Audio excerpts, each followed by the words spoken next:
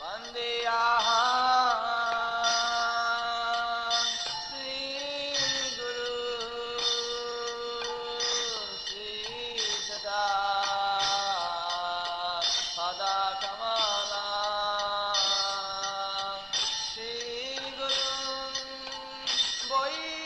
following is a lecture given by His Holiness Jayapataka Swami on November 13th, 1992 in Brisbane, Australia. The class begins with a reading from the Srimad Bhagavatam, 1st Canto, Chapter 3, Verse 32.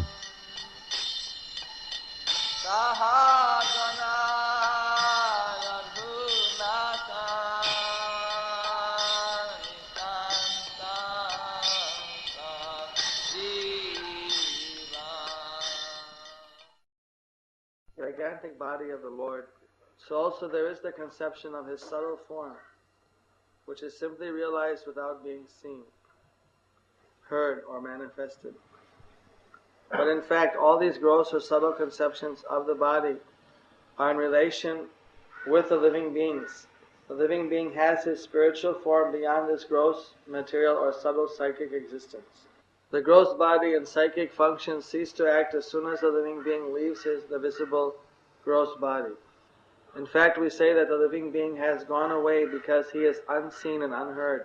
Even when the gross body is not acting, when the living being is in sound sleep, we know that he is within the body by his breathing. So the living being's passing away from the body does not mean that there is no existence of the living soul. It is there, otherwise how can he repeat his births again and again? The conclusion is that the Lord is eternally existent in his transcendental form, which is neither gross nor subtle like that of a living being. His body is never to be compared to the gross and subtle bodies of the living being. All such conceptions of God's body are imaginary. The living being has his eternal spiritual form, which is conditioned only by his material contamination. Thus end the Bhaktivedanta Swami translation purport of text 32, chapter 3, canto 1. Of the Srimad Bhagavatam, and the matter of Krishna is the source of all incarnations. So just as the Bhagavad Gita has mentioned that there's 3 levels of Atma: body, mind, and spirit. The body is the gross conception of form. The mental or psychic, astral existence is the subtle conception. But the soul is beyond both the gross and subtle conceptions. The living being has his form beyond the subtlety, otherwise he could not have repeated birth. Self-realization means to realize that we are different from the gross and subtle bodies. So long as we're identifying with either of these bodies, it's an obstacle in the path of self-realization. Brahmana, or Vaishnava, is someone who is firmly established in the concept of Aham Brahmasmi, that I am the spirit. The Vaishnava further develops as Jiva Sarupai Nitya Krishna Das, that my eternal identity, or my real identity is I am the eternal servitor of Krishna. That's the progression, because the spirit, what does the spirit do? The spirit serves Krishna. That is the nature of the spirit. That's the swadharma of the eternal spirit soul. Practically speaking, if we use the body, if we use the mind in the service of Krishna, then factually we're not identifying with the body and mind. Just like if one uses his automobile to drive somewhere, it doesn't mean he thinks it's the automobile. But if sometimes people do identify with their car. You see sometimes teenagers or young people, they spend a lot of time decorating their car and they fix it up and they drive around and they really identify with their car. If you ever smashed into their car, they'd probably shoot you or something. I've seen even in Bangladesh that people have rickshaws, which they spend a lot of effort painting up, putting plastic flowers all over it. They're very proud of their rickshaw. So they're very, in one kind of sense, they're identifying, this is my rickshaw, this is my car, this is my house. And they're working even more than there's like some devotion they have for that particular thing. It's like a hobby for them. They're really putting a lot of energy into it. So in devotional service, we understand that this body is not meant to be, is meant to be used in Krishna's service, and it's not that we should devote a lot of time unnecessarily in pampering the body, preoccupied with the bodily interests. In the Bhagavatam, it clearly says we should worry about a healthy body and engage in devotional service with Krishna. We shouldn't neglect our health, but apart from that, it's not that we should be spending so much time on the body. This is a kind of an anachronism in some levels of life. Difficult for me as a sannyasi to understand. Sometimes family people complain how they're not having so much family affection or family activities, family-centered activities, where I guess that's why I took sannyas. Prabhupada gave me the mercy. Because theoretically I always thought that grihastas, they would be happy by engaging in devotional service together. That would be serving Guru and Krishna together would be something which would be satisfying. But it seems that many times they're saying that's not enough. A lot of effort has to be given. Now I can understand children, they require a lot of special attention. And Bhakti Vinod Thakur, he would give 2 hours a day or 1 hour a day when he wasn't out preaching to his family. The rest of the time he was engaged in preaching, and all of his children, all of his wife, everyone was helping him. They enjoyed helping their father or their husband engaging in Krishna conscious activity. Probably that's why we can understand why Bhakti Vinod Thakur, when he was in his house, he saw the spiritual world. He saw Krishna, he saw Radharani, he saw the entire Golok Vrindavan manifested in the spiritual house. And why there's a lot of grihastas in this world that do not see the spiritual world manifested in their house.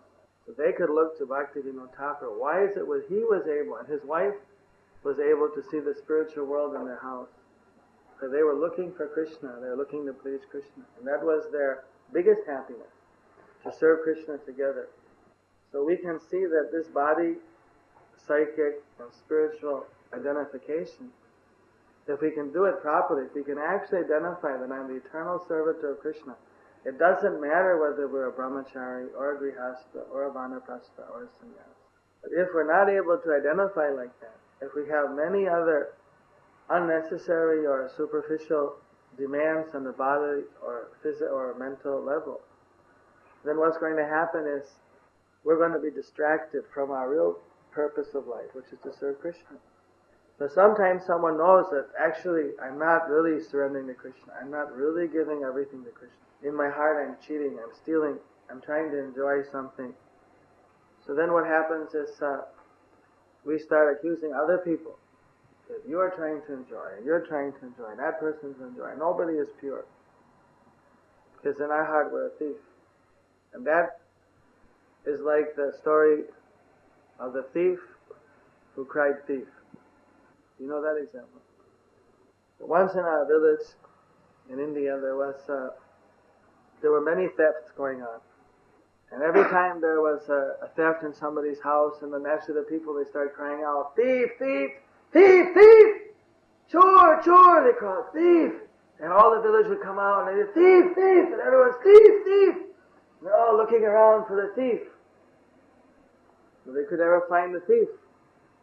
And this was going on, every week, every few days, another theft. And as soon as you see that some thief is stealing, he screams out thief, and the thief runs away, and then just to attract everyone, the thief, thief, and all the people come from their houses and they're all yelling thief, thief, looking for the thief, but they never find the thief.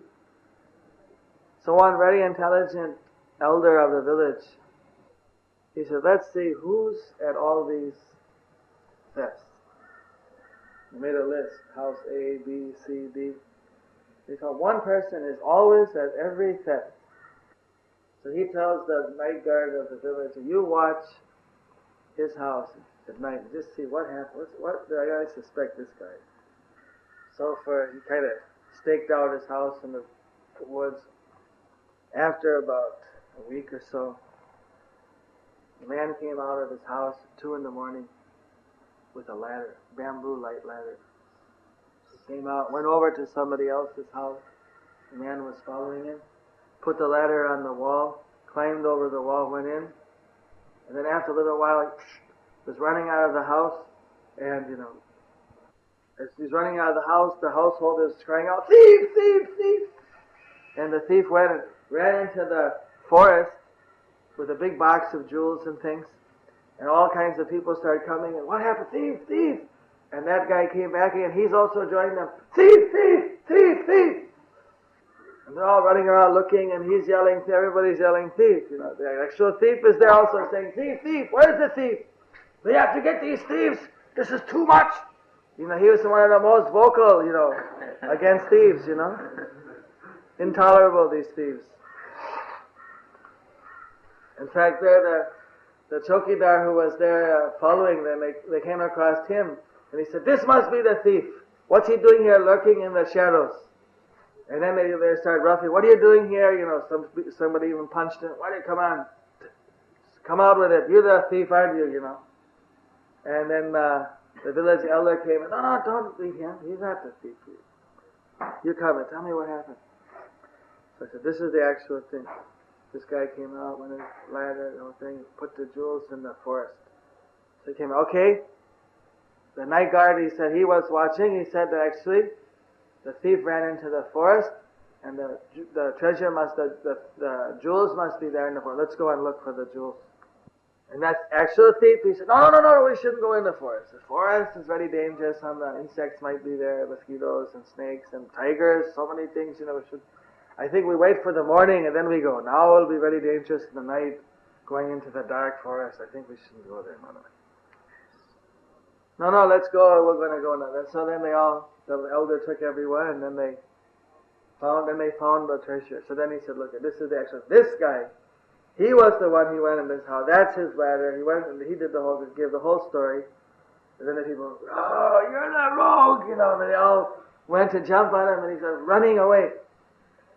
So the few people are running after him, and they're saying, "Thief, thief!" So the thief, he's running ahead. He's pointing in the distance. He's still yelling out, "Thief, thief!" So the ordinary people are watching, and they hear everybody yell, "Thief, thief!" And they say, one guy is running ahead saying, "Thief, thief!" And a bunch of people after him, "The thief, thief!" Like, where's the thief? It's like because the guy in the front is also yelling thief, so that nobody thought to grab him. It looked like he's also part of the pursuit party. Srila Bhaktisiddhanta Thakur gave the story actually how some of the people who are actually cheating, actually stealing from Krishna, they're the first to accuse everybody else to the end. When actually they're the ones who are doing it. Even they'll accuse innocent people who are actually pure in heart, but they'll say they're all thieves. When you actually go in, you find out who the real thief is.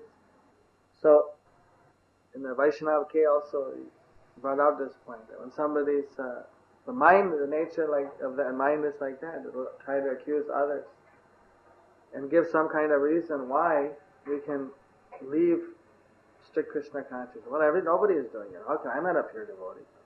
So many different excuses are given. But here in this verse we can very clearly see, if we want to get back to Krishna, we have to transcend bodily and psychic identification. That means we have to work for Krishna's interest. Krishna's interest is spiritual. Just like if the temple has a car, and if you don't put the water in the radiator and you don't change the oil and you're not in the engine, the head cracks or something, well, you're not taking care of Krishna's property nicely. That's very careless, very irresponsible. So it's not that somebody who's Krishna conscious doesn't have a very clean body, doesn't maintain the body, eat properly. It's natural that a Krishna conscious person will also take very nice care of their body. In fact, generally the materialists, they say, "This is my body, I can do what I want." Even though the government says, all the doctors are saying that smoking is dangerous for the lungs, causes cancer, but people say, "It's my life, I can do what I want. If I want to die of cancer, who can stop me?" So the demoniac idea is, this is my body, if I want to destroy it, I can do so. So they actually mistreat their body, thinking that it's theirs to mistreat. But the devotee doesn't put any dangerous or harmful substances in the body knowingly. Tries to maintain the body so that it will be healthy to serve Krishna.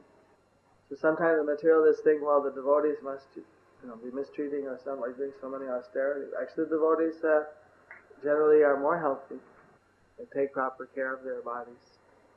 So when we engage everything in Krishna service, that's basically what whole Lord Chaitanya is about, movement of Lord Chaitanya is about. Engaging our thoughts, our words, our deeds, everything in Krishna's service.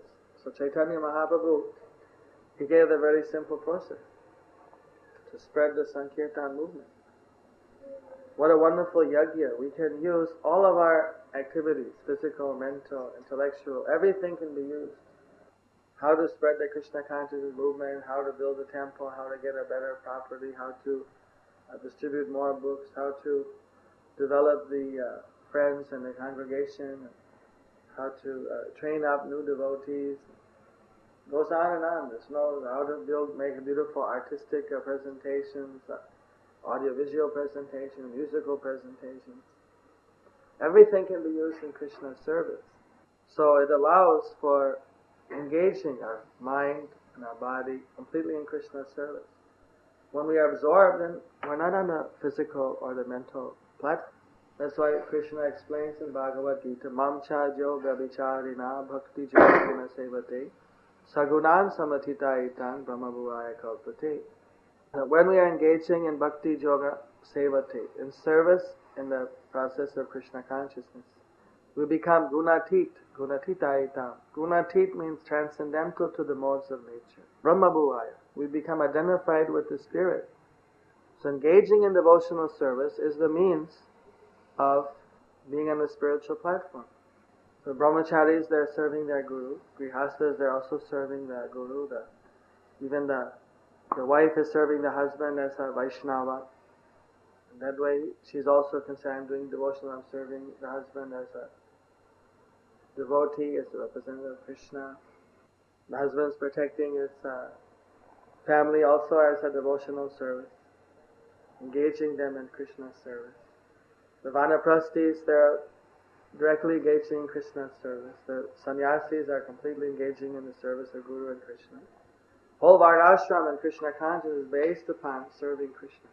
All the ashramas, everything is to bring people up to the spiritual identification. We're doing our devotional service with the idea of achieving the perfection of life. This is a Sanskrit verse that says, Sosyanam griha agatam. Sosya is the crops in the field, the grains, the wheat, the rice, the crops. We have a very nice field of crops, but if the hailstorm comes and knocks the ripened grains down on the ground, then what is the use? A farmer, what is his satisfaction? As he sees the fields, he gets a certain pleasure. But the real satisfaction is when he can harvest and bring it home. So that's why the Vedic verse says, Sosyanam vihamagatam. Apparently, sometimes devotees would start to praise some new devotee to Bhakti Siddhanta Saraswati Thakur. But oh, that devotee is really fired up, really, really good, very nice devotee. And then he would give a reply, Sosyanam vihamagatam. Like the proof is in the pudding. The proof is when you get the harvest home. He's got a good start. Let's see if he makes it to the end. Sometimes you hear devotees, well, I've done so much service, I've done so much for Krishna, I've done so much, what has the movement done for me? I don't have a color TV, I don't have my own car, I don't have my this, I don't have that.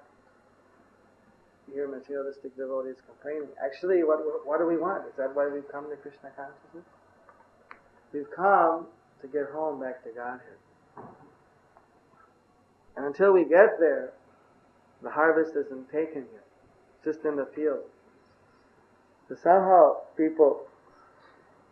devotees, and somewhere along the line, they start to identify again with the body and the mind, in some cases.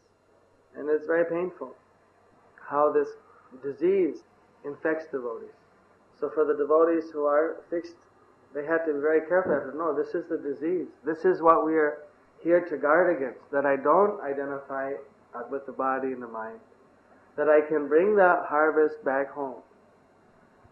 When I'm back in the spiritual world with Prabhupada and Krishna and the spiritual master, and I'm serving in my eternal Sarupa, That's when I have Krishna prema, and I'm bowing down at the lotus feet of Krishna, or Krishna is coming and embracing me. Why have you taken so long to come back to me? I've been waiting for you. When all those transcendental mercies that are described by the Goswamis are achieved, that's when the harvest is there. Until then, there's really no time to, it's not the time to delay. It's like those who know agriculture. If you miss the time, sometimes when it's sunny out, and you have to dry your grains in the field quick and get them back in, because if it starts raining and you don't get the grains back in time, they all rot in the field. There's all these kind of obstacles. So we don't know what the future is holding for us. We don't know what obstacles are there. So whatever the circumstance is, we want to simply be very careful to use every opportunity of Krishna's service, not to make a slight mistake. Prabhupada said it's like if somebody's shaving with a straight edge razor and they're a little careless, they can easily cut themselves. So that spiritual life is like a razor's edge. It just takes a little bit of bodily identification, a little bit of mental concoction, and we can get off the track. And the harvest won't get home this life. It'll get maybe some future life, we'll get another chance, nothing's lost. But we want to bring the harvest home in this lifetime. This is the special chance that Lord Chaitanya is giving us. That we can bring home the harvest at this time. Prabhupada promised, you chant 16 rounds, follow the 4 principles, engage in the service to Guru and Krishna. Your whole life, you'll go back to Godhead. That's the yajna, to get the harvest home. So, in the material world, people are actually having the hard struggle for existence. But then, the devotees, they're not having that same kind of struggle actually, because of being under the shelter of Krishna. Even the so-called material things we have to do, in devotional service, everything is blissful. It's just like in the river. If you try to swim in the river, if there's a strong current, it sweeps you away. But then you look in the river and you see, even though there's a strong current, there's so many fish in the river, they're swimming upstream. In spite of the very swift rapids, they're able to swim upstream. So, when we see that everything is Krishna's energy, and then we become like one of the fish in the Krishna's energy, we can even swim upstream. What normal people think to be very austere, very difficult situation, of a great difficulty for the devotee, it's all simply part of their devotional service. When there's some crisis, the devotee takes this as Krishna's mercy. This is forcing me to surrender more intensely on Krishna, to realize there's no other hope but Krishna. And when there's a good, favorable situation, then the devotee uses that nice situation to do more service for Krishna, because there's less obstacles, not to reduce the devotional service. So everything is focused. And we get that focus, then we'll get unlimited spiritual ecstasy in serving Krishna. Actually, in Canto 1, Chapter 3, Text 33, it states that whenever a person experiences by self-realization that both the gross and subtle bodies have nothing to do with the pure self, at that time he sees himself as well as the Lord. So when we actually realize that my happiness is not dependent on my gross or subtle body, that it doesn't really have anything to do with the eternal spirit self, then immediately we realize Krishna. And how can we realize that? When we're engaging our body in Krishna's service, when we're consciously doing everything for the pleasure of Guru and Krishna. And those activities may even be the same activities that sometimes someone would do for their own physical interest. But consciously we're not doing it for that purpose, we're doing it to please Krishna. Somebody eats for their own physical purpose, we're eating before Krishna's service. Somebody sleeps because they sleep, everybody sleeps, but the devotees say, I have to take rest so I can serve Krishna better tomorrow. So the same activities are done but a totally different consciousness. And as one does everything, in all the different ashrams of life, in all the different circumstances, simply for the pleasure of Guru and Krishna, then you eventually identify that actually this body and this mind has nothing to do with the pure spirit soul. My spirit soul is eternally related with Krishna, and then we can realize immediately Krishna. But to achieve that, then we have to really work at transcendental identification. If we don't follow the process, then we're not going to get the harvest. That we have to understand. We're not going to get it in this lifetime. And we very carefully follow it. Even a reasonably good attempt by Krishna's mercy, by Prabhupada's mercy, by Gaur Nitai's mercy, then we'll achieve.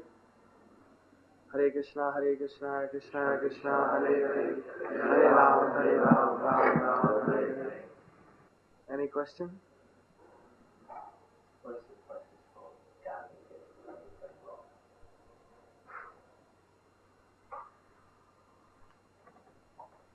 Well, that's where the sadhana, the chanting, the hearing, the association with the Vaishnavas protects us.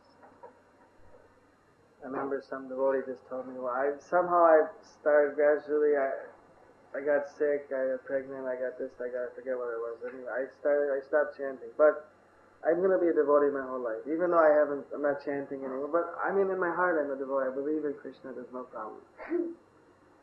But then what happens is it's very easy for the grains to rot in that state. When we are chanting, when we do service, we get spiritual pleasure, we get reciprocate, we can realize that satisfaction of serving Krishna.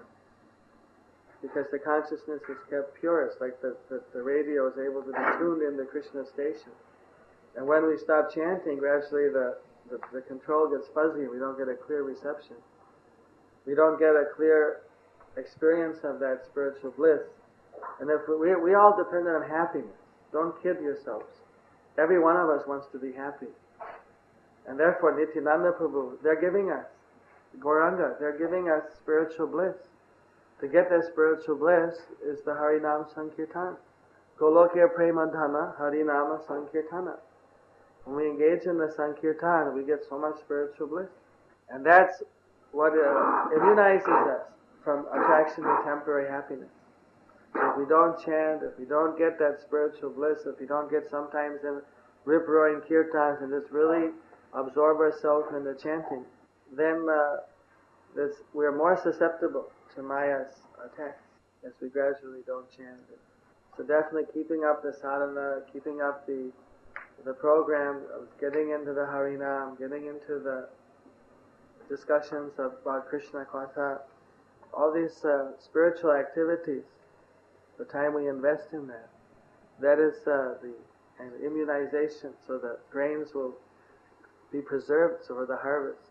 And the other devotional service and other things, these are just the continuing of the watering and fertilization process as part of the weeding. Because if we didn't do that, we would get into weeds, we get into some material activity. So we have to keep ourselves active in Krishna's service. Just like you have people go in the fields and they weed and they take care of it, but eventually you have to also irrigate and flood the field. Then you have to put some fertilizer. That kind of irrigation and fertilization, Lord Chaitanya described it as, especially these intense devotional services. He described it as Sravanadi Jal Koraye Sechan. With hearing and chanting, water, and other devotional services, water your spiritual plant. So you don't want your plant to dry in the field. You have to keep it healthy, watered. So this has always been compared like a kind of a rice plant. You can't, there's no problem with over flooding it. It keeps away the other weeds when it dries and cracks. Or if you don't properly weed, you don't really keep it flooded, and if other weeds come up, then that's a problem.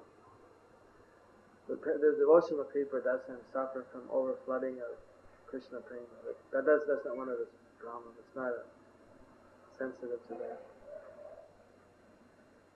This is sometimes like in a rice field. This example is given that you have to always keep it flooded. At least a few inches of water should be there. If ever you let the paddy field dry out, then what happens is that there's a certain water retaining factor that the field has, and when it dries out, it starts to crack. Then when you pour the water again, it doesn't hold as easy. It goes to the substratum, and it's much harder to. Once you lose it, it's harder to get it back again. You have to re-soften that soil. And in fact, if that ever happens, if your rice field ever dries out, you have to hire workers to come in and they physically massage the soil and make all the cracks disappear. Now they have little machines that they can push little machines that but previously in India, still today, they do it by hand. They get guys who aren't there. So once if we lose it, we lose the momentum, we lose the taste, it's a little harder to get back. You have to work at it. You actually have to really initially do a little tapasya, whatever you might feel like tapasya, because you let the field dry. Just like new bhaktas, they go through so many difficulties, Some devotees sometimes talk to them harshly or get on their case, and they think, wow, why did I come here for this, They go through so many, then finally they get a taste, and they pass through it all, they take initiation, but then somewhere along the line, if you let your field dry out again, then you have to again expect that you're going to have to put a little extra effort in to get the water retaining factor, to get the bliss back in the heart, because you neglected. So all these examples are given by the Acharya. A lot of rice examples, sugarcane examples, all kind of agricultural examples are there. You know the story about the ABC teacher. And actually, all these things seem very simple, like devotional service sometimes, because it's too simplistic. But it's actually a great science. The Prabhupada many times said that the karmis and the gyanis and yogis, they can't do devotional service. They're very great art in the science, how to do it. So there's an example given. The one time there was a widow, had a young child, and she was poor and not very well educated, but she wanted to really give the best to her son.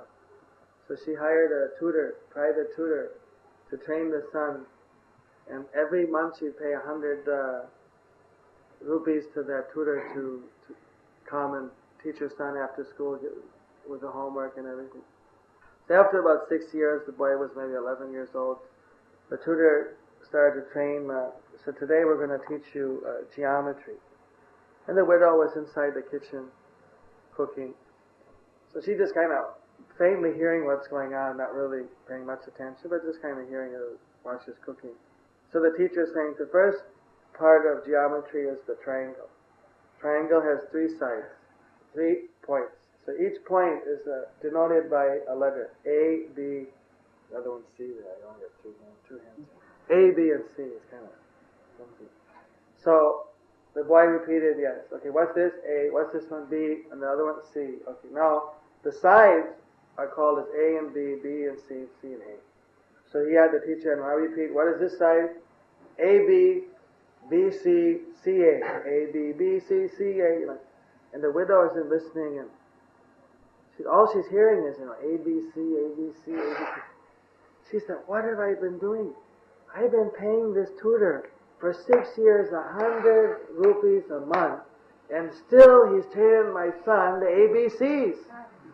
And she flipped out and she's ran in, get out of here, you're fired, out, out. What a nonsense, after 6 years you can only still teach my son ABC, ABC. He's not progressed at all. So you're a useless teacher, you get out. No, but I don't want to hear anything, I had enough. ABC after 6 years, 100 rupees, out. So what could the teacher do? He packed his book up and left.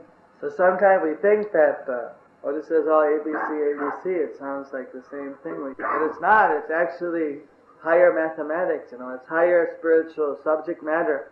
Some of the definitions or nomenclature may be the same, but it's actually much higher. So general people, they sometimes think, what is this? Only you chant Hare Krishna, nothing more.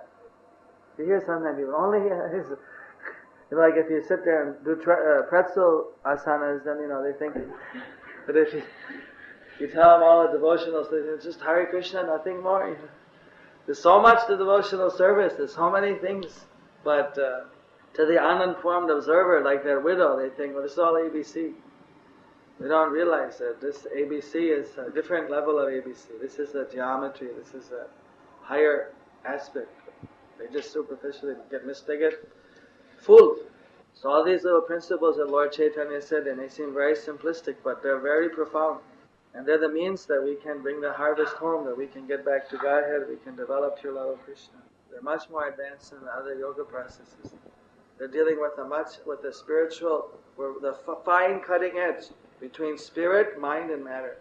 The fine cutting edge, which the yogis, they don't get to that level till they're up in dhyana and samadhi.